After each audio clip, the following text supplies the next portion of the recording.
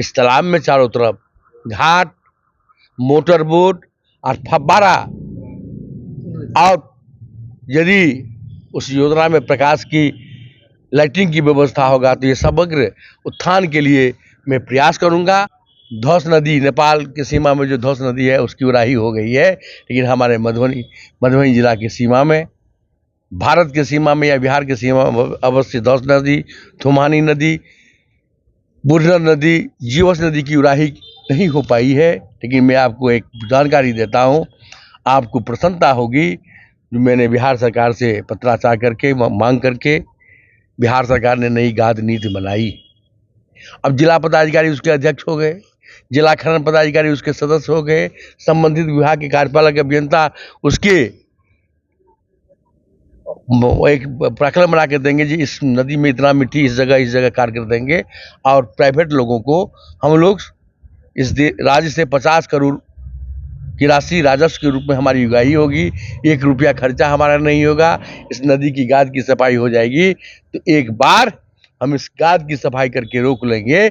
इसलिए इसे आपदा को अवसर बदलने की निर्णय हमारी राज्य सरकार ने कर ली है। नमस्कार, मैं विक्रम भगत नागवंशी और आप देख रहे हैं मधुबनी न्यूज। अभी मधवापुर के जो दुर्गा पूजा मंदिर है यहाँ मौजूद है और MLC घनश्याम ठाकुर हमारे साथ है और यहाँ पर घूमे हैं, दर्शन किए हैं। क्या कुछ कार्यक्रम था आज मधवापुर के समाजसेवी प्रोफेसर राकेश नायक जी सहित मटिहानी के माननीय मेयर साहब और इस नेपथ्य में यहाँ के पूर्व मुखिया, इस स्थान के अध्यक्ष नीलांबर जी और हमारे पार्टी के सभी जोगेंद्र जी, अजय जी, बलराम जी सहित पार्टी के सभी कार्यकर्ताओं का एक इच्छा था जो हम मटिहानी आरती में शामिल हों। जब मैं इस स्थल पर आया तो उस समय में ये छोटा सा मंदिर था।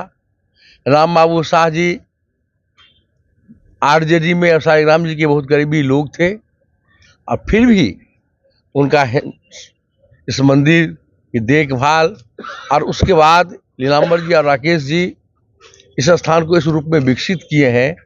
इसके लिए मैं हृदय से इन दोनों आदमी का, इसमें लगे हुए सभी कार्यकर्ताओं का अभिनंदन वंदन करता हूँ।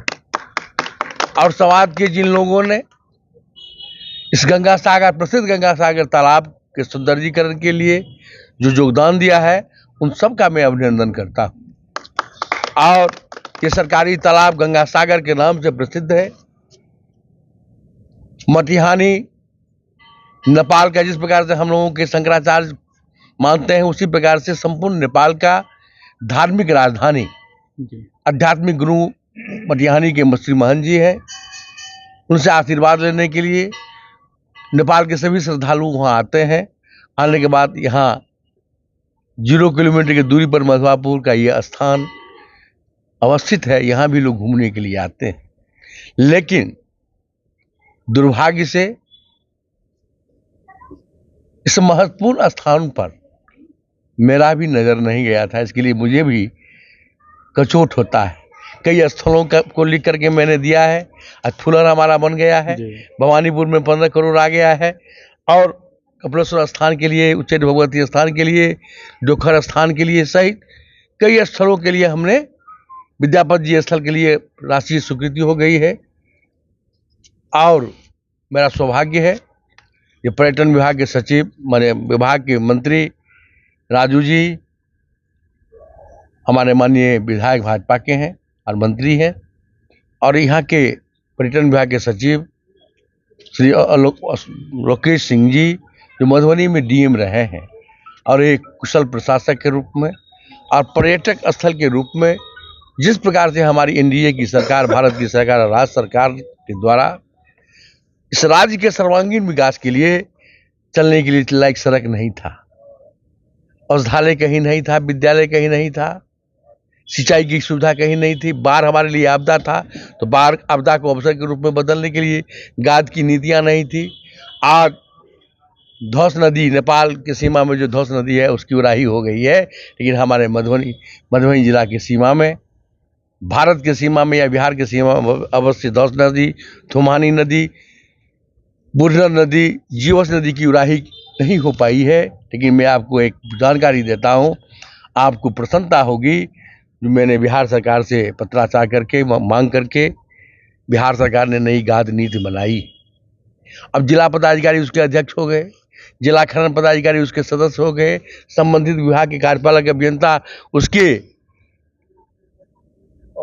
एक प्रकरण बना के देंगे जी, इस नदी में इतना मिट्टी इस जगह कार्य कर देंगे। और प्राइवेट लोगों को हम लोग इस राज्य से 50 करोड़ की राशि राजस्व के रूप में हमारी उगाही होगी। 1 रुपया खर्चा हमारा नहीं होगा। इस नदी की गाद की सफाई हो जाएगी। तो एक बार हम इस गाद की सफाई करके रोक लेंगे। इसलिए इसे आपदा को अवसर बदलने की निर्णय हमारी राज्य सरकार ने कर ली है। इसी सत्र में संबंधित जिला पदाधिकारी को इसकी जानकारी भी मिल गई है। आज मैंने जिला पदाधिकारी मधुबनी से मिलकर इस तीनों नदियों की उड़ाही के लिए मैंने उनसे अनुरोध किया है। उन्होंने आश्वासन भी दिया है, जो मैं इससे बैठ करके, और अभी सौभाग्य से भारतमाला योजना के तहत रोड का भी निर्माण हो रहा है।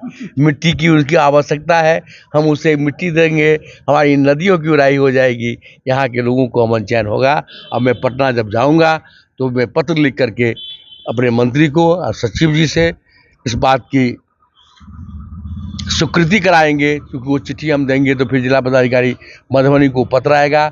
जिला पदाधिकारी मधुबनी अंचल अधिकारी के माध्यम से प्रतिवेदन प्राप्त करके, जो पॉजिटिव प्रतिवेदन बना करके यहाँ से जाएगा, तो जिला पदाधिकारी उसे भेजेंगे।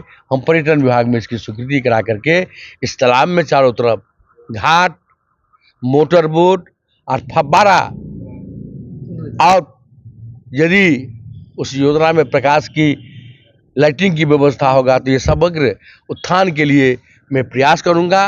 और मुझे विश्वास है जो राज्य की सरकार आदरणीय नीतीश कुमार जी के नेतृत्व वाली सरकार में हमारे जितने पदाधिकारी हैं, अधिकारी हैं, सभी बिहार को सुंदर बनाने के लिए लग चुके हैं। और हम लोगों ने पहले 2000 में घोषणा किया था बिहार में 10,000 लोगों को, 10 लाख लोगों को नौकरी देंगे, 10 लाख लोगों को रोजगार देंगे। आपको प्रसन्नता होगी कि अब तक हम लोगों ने 9 लाख से ऊपर के लोगों को नौकरी दे दी है, 34,000 लोगों को रोजगार दे दिया है। 10 लाख बोले थे, और चुनाव आते आते, चुनाव की अधिसूचना आने से पहले बिहार में 38 लाख लोगों को रोजगार दे देंगे, 12 लाख लोगों को नौकरी दे देंगे। यानी 50 लाख लोगों को रोजगार और नौकरी से जोड़ने का काम हमारी एनडीए की सरकार ने किया है। 20 लाख की कमिटमेंट था, हम 50,000 किए हैं। और वो दिन दूर नहीं है, एनडीए की सरकार 2025 में बनेगी। 10 साल के अंदर बिहार में ऐसा रूप होगा, ऐसा स्वरूप होगा, जो बिहार का बेटा नौकरी करने के लिए, रोजगार के लिए बाहर नहीं जाएगा।